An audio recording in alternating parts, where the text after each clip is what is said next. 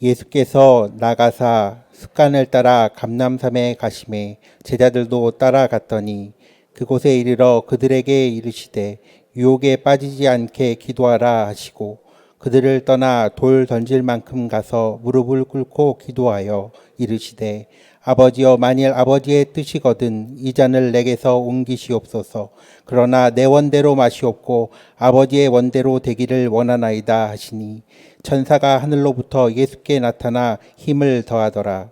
예수께서 힘쓰고 애써 더욱 간절히 기도하시니 땀이 땅에 떨어지는 핏방울같이 되더라. 기도 후에 일어나 제자들에게 가서 슬픔으로 인하여 잠든 것을 보시고 이르시되 어찌하여 자느냐 시험에 들지 않게 일어나 기도하라 하시니라. 아멘. 오늘 말씀의 제목은 겟세마네에서 배우다입니다. 성공적인 삶을 살아가는 사람들의 존경을 받으며 살아가는 사람들의 공통적인 특징 가운데 한 가지는 이 배우려는 노력을 게을리하지 않는다는 것입니다. 열심히 정보를 취득하고 또 책을 읽고 다른 사람들의 삶을 통해서 배우고 또 자신의 실패를 통해서도 배우는 사람입니다. 어린 아이들에게도 배울 것이 있다라고 생각하는 사람입니다. 자, 우리가 가장 관심을 가지고 배워야 될 사람이 그 대상이 누구일까요? 예수님이시죠. 우리 예수님의 삶과 인격을 통해서 우리 예수님의 사역을 통해서 우리가 배워야 됩니다. 그리고 그분을 닮아가야 됩니다. 자, 오늘은 성금요일인데요. 예수님께서는 십자가의 길을 가시기 전에 겟세마네 동산에 가셔서 기도하셨습니다. 이 겟세마네에서 기도하시는 예수님의 모습을 우리가 보면서 우리의 인생에 있어서 중요한 것들을 배울 수가 있습니다. 첫째로 열정입니다. 자, 예수님이 십자가의 길을 앞두시고 기도를 하시는데 얼마나 간절하게 열정적으로 기도를 하셨는지 오늘 44절에 보니까요. 예수께서 힘쓰고 애써 더욱 간절히 기도하시니 땀이 땅에 떨어지는 핏방울같이 되더라. 어떤 사람들은 그래요. 실제로 피가 난 것이 아니다. 그만큼 간절히 기도하셨다는 것을 나타내는 비유적인 표현이다. 이렇게 주장하는 사람들이 있는가 하면 아니다. 어떤 일에 몰두하고 힘을 집중하면 실핏줄이 터질 수 있다. 그래서 예수님께서 실제로 땀방울이 핏방울처럼 된 것이다. 이렇게 주장하는 사람도 있더라고요. 근데 예수님께서 실제로 피를 흘리셨는지 안 흘리셨는지 그것이 중요한 것이 아니라 그만큼 예수님께서 간절하게 열정적으로 기도를 하셨다는 것이죠. 십자가를 앞두시고 마음이 힘드시고 고통스러워서 그렇게 간절한 기도를 올리셨겠지만 우리 예수님께서는 평소에도 이 기도의 열정이 있으시지 않았습니까? 날마다 새벽을 깨워서 기도하시고 때로는 밤을 새워가면서 기도를 하셨습니다. 우리는 예수님께 이 열정을 배워야 되겠습니다. 이 간절함. 저는 이 생활의 달인이라는 TV 프로를 가끔 보는데요. 이 달인들에게는 두 가지 특징이 있더라고요. 먼저는 열정입니다. 자기가 하는 일에 대한 열정이 있어요. 잘 되는 가게, 식당은 이유가 있더라고요. 그 음식 하나를 만드는데 얼마나 정성과 노력을 기울이는지 몰라요. 그 육수 하나를 만드는데도 얼마나 많은 재료를 넣어가면서 최고의 맛을 내기 위해서 또 처음 가졌던 그 마음과 정성을 잃어버리지 않고 계속해서 그렇게 정성을 쏟아붓더라고요.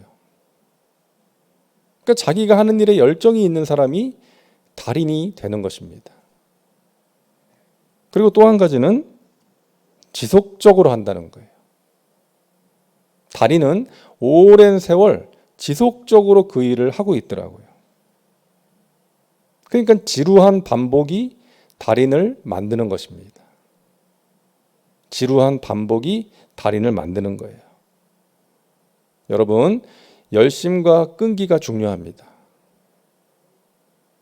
실력이 좀 부족해도 열심히 꾸준히 하다 보면 실력이 붙는 거예요. 여러분, 신앙생활도 그렇습니다. 우리가 하나님 앞에서 열심히 신앙생활을 해야 되고요. 끈기 있게 해야 돼요. 그게 중요합니다. 감리교회 창시자인 존 웨슬리를 여러분 아실 것입니다. 이 존 웨슬리는 대학 시절에 규칙주의자라는 별명이 있었어요. 규칙주의자. 홀리클럽이라는 모임을 만들어서 이제 친구들, 선후배들과 함께 규칙적으로 말씀 묵상하고 기도하고 전도를 했어요. 나중에 사역자의 길로 들어섰는데 한동안 힘든 시간을 보낸 적이 있습니다. 사역의 열매는 보이지 않고 그래서 영적으로 아주 침체되었던 그런 시기가 있었는데 그 시기를 보내다가 어느 집회에 참석하게 돼요. 그 집회에서 로마서 말씀을 듣다가 성령의 불이 임하는 것입니다. 성령 체험을 하게 돼요.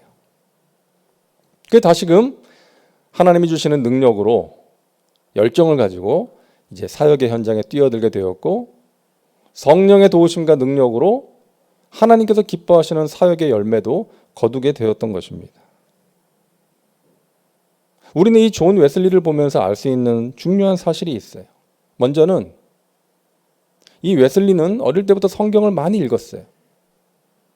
성경에 대해서 누구보다 잘 알고 있었지만 말씀을 많이 아는 것만으로는 부족했다는 거예요.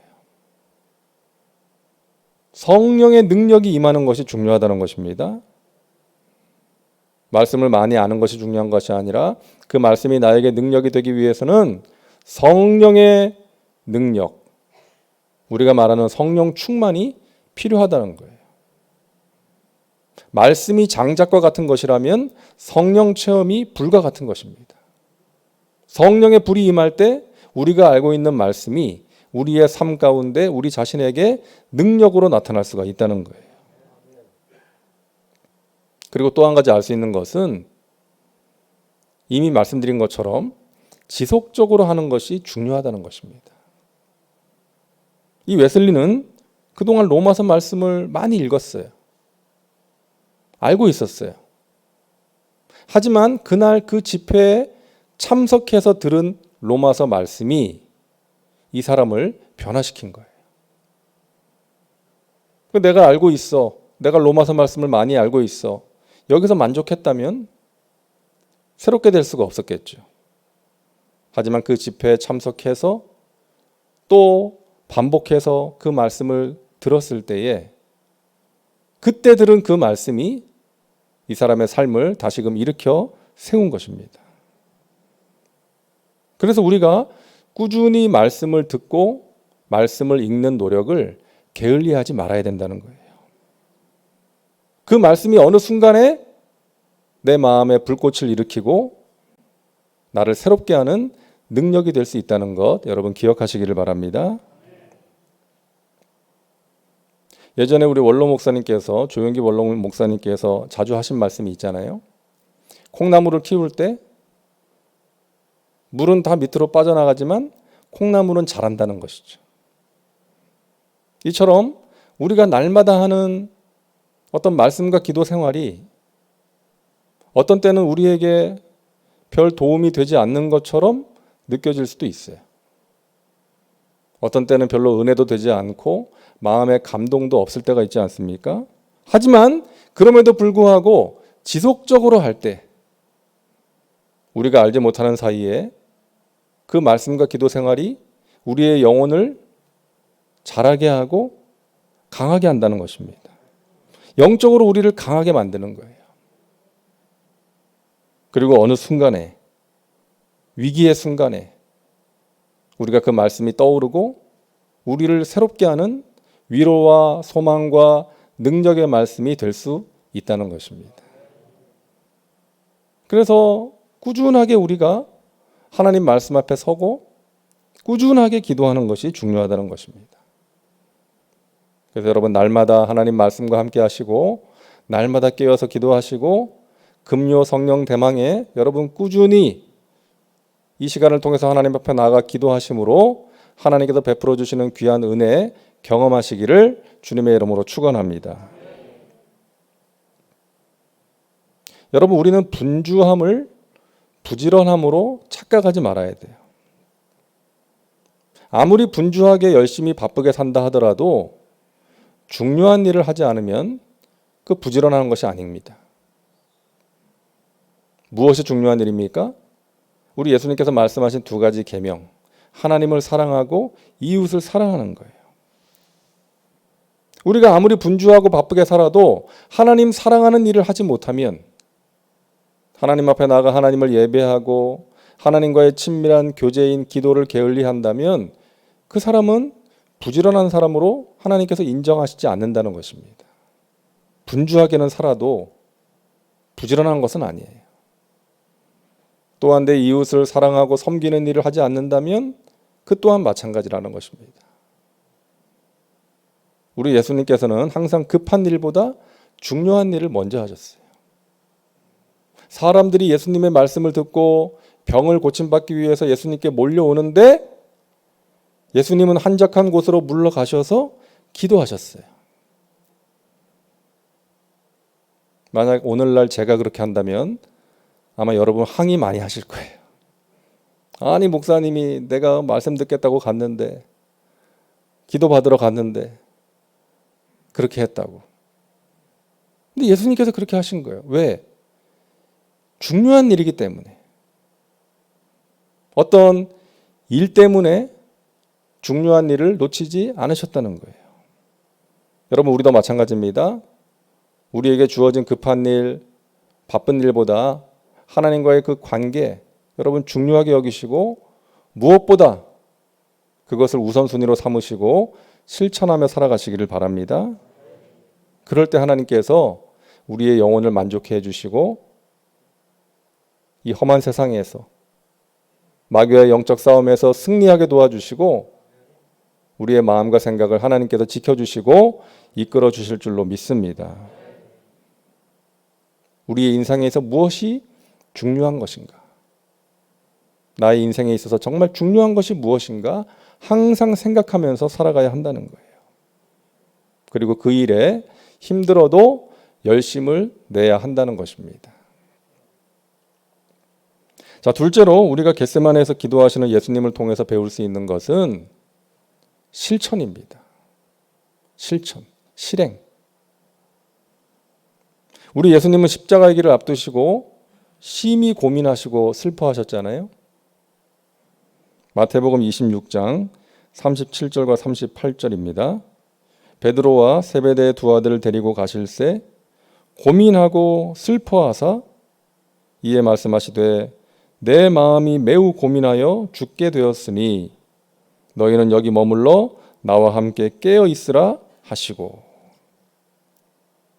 우리 예수님께서 십자가의 길을 앞두시고 마음이 심히 고민이 되셨어요. 내 마음이 매우 고민하여 죽게 되었다. 슬프고 두려우셨던 거예요. 그런데 예수님은 고민만 하지 않으셨어요. 그 슬픔과 두려움 가운데 함몰되어 계시지 않았다는 것입니다. 자신을 거기에 방치하시지 않았어요. 기도의 자리로 찾아가셨고 기도를 실천하신 것입니다. 제자들도 함께 갔잖아요. 여러분 제자들도 걱정이 많이 됐을 거예요. 왜냐하면 예수님께서 고난의 길을 가신다는 것을 2번이나 예고하셨어요. 그리고 지금 내 마음이 심히 고민하여 죽을 지경이다. 함께 기도하자 그러시니까 이 분위기가 심상치가 않잖아요. 그러니까 제자들도 슬퍼하면서 고민했어요. 그런데 그들은 걱정하다가 잠이 들었어요. 예수님은 슬픔으로 인하여 기도하시는데 제자들은 슬픔으로 인하여 잠이 든 거예요. 슬퍼하고 걱정하다가 잠이 든 것입니다. 여러분, 공부 못하는 아이들의 특징 아시죠? 시험 전날에 걱정하고 있어요. 시험 전날에 책을 펴가지고 하나라도 더 암기하거나 풀어야 되는데 시험 전날에 그동안 공부 안 한 것을 후회하면서 걱정하고 있는 거예요. 그러다 잠이 들어요. 다음날 아침에 깨가지고 놀래가지고 엄마한테 왜 안 깨워줬냐고 애꿎은 엄마한테 탓하는 거예요. 여러분, 우리에게 걱정과 슬픔이 있습니다. 우리의 마음을 무겁게 하고 답답하게 만드는 문제가 있어요. 하지만 여러분, 그 가운데 여러분 자신을 방치하지 말라는 것입니다. 거기 너무 빠져 있지 마세요. 너무 문제를 깊이 묵상하지 마시기를 바랍니다. 기도의 자리로 나아가셔서 하나님 바라보고 기도를 실천하시기를 바랍니다.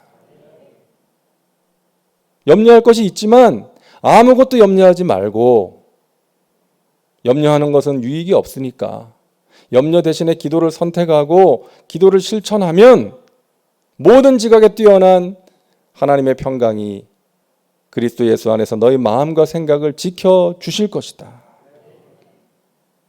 마음이 힘들고 슬프고 걱정이 되고 답답하고 불안하고 우울할 때 그 상태로 자신을 방치하는 것은 유익이 없으니까 기도를 선택하고 기도를 실천할 때에 하나님께서 우리의 마음과 생각을 지켜주시고 우리에게 지혜를 주셔서 무엇을 어떻게 해야 될지를 가르쳐 주실 줄로 믿으시기를 바랍니다. 이 밤에 기도를 실천하는 여러분에게 우리 주님께서 귀한 은혜를 베풀어 주실 줄로 믿습니다.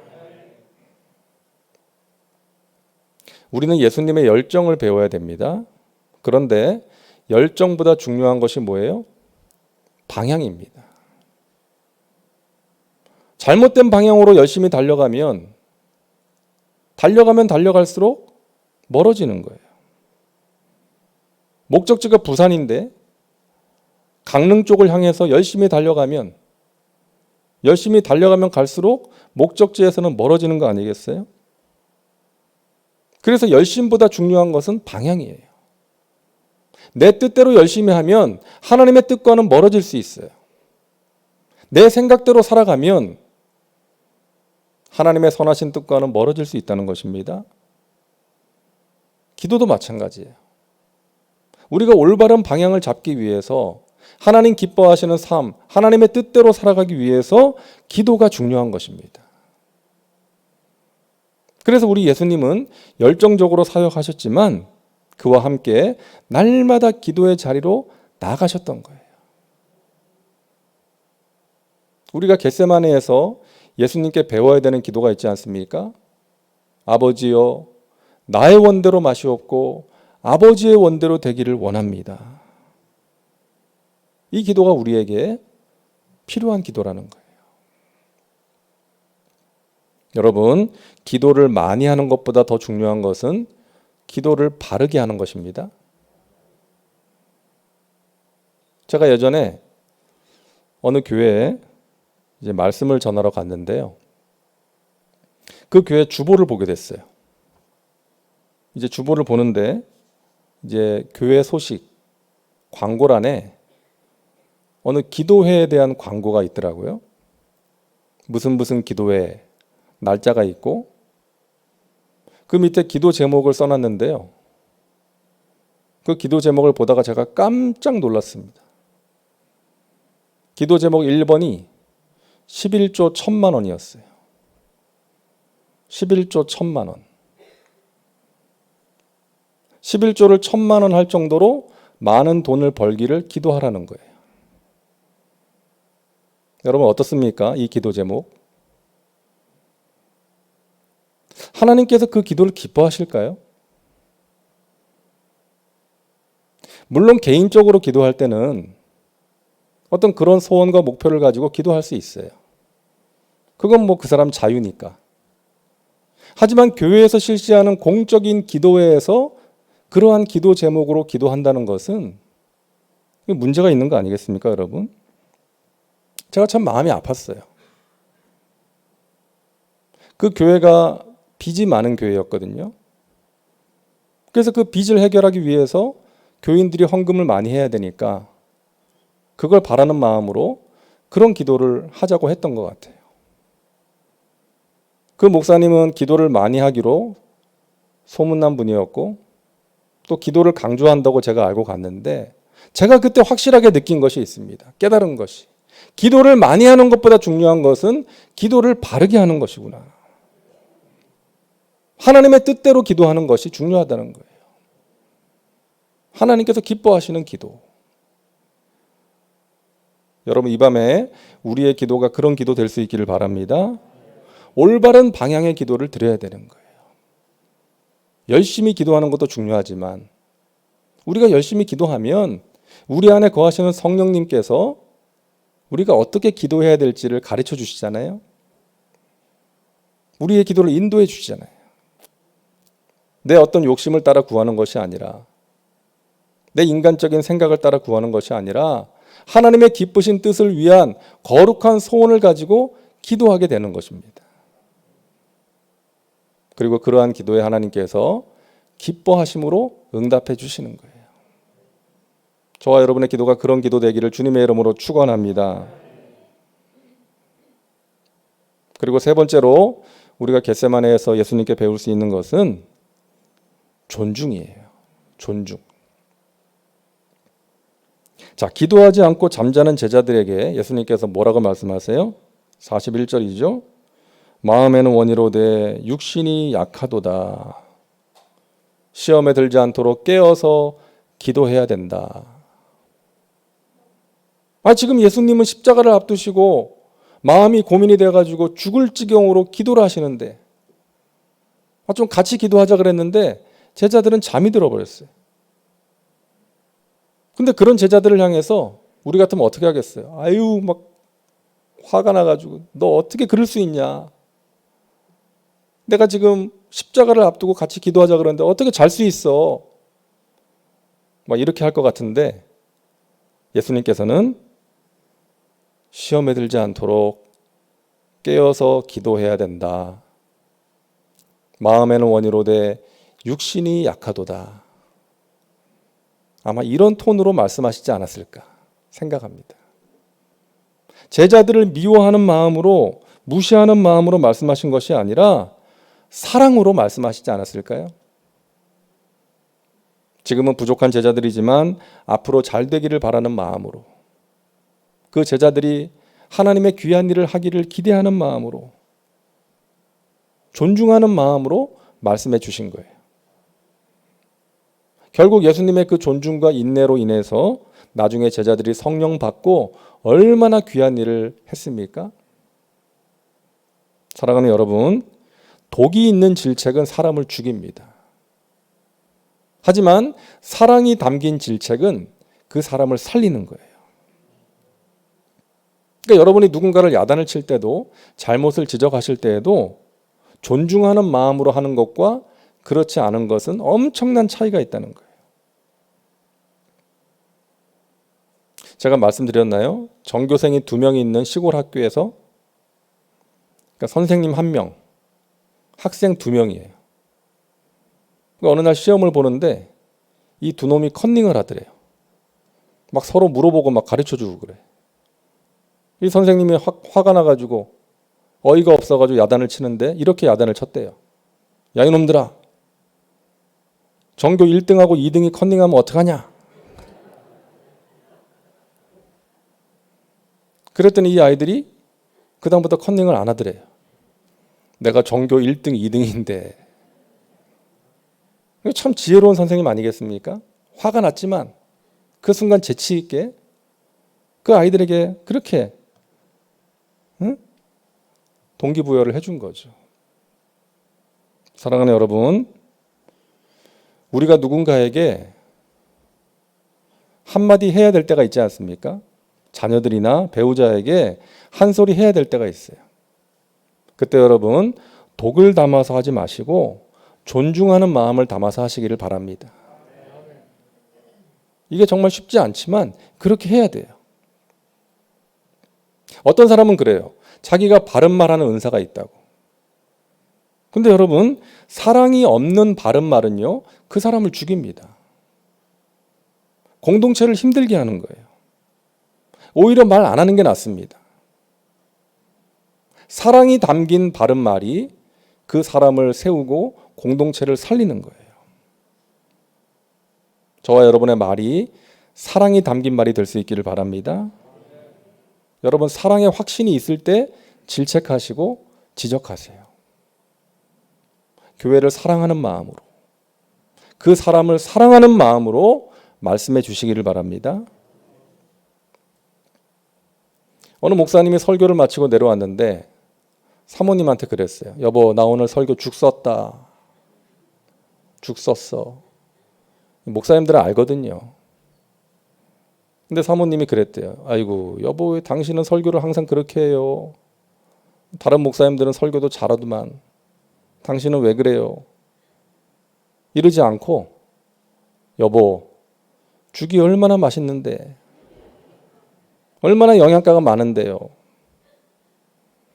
이 목사님이 그 사모님의 말이 엉터리인 줄 알지만 그래도 그렇게 위로가 되더라는 거예요. 자기를 격려하고 지지해주는 아내로 인해서. 여러분, 우리는 예수님께 배워야 됩니다.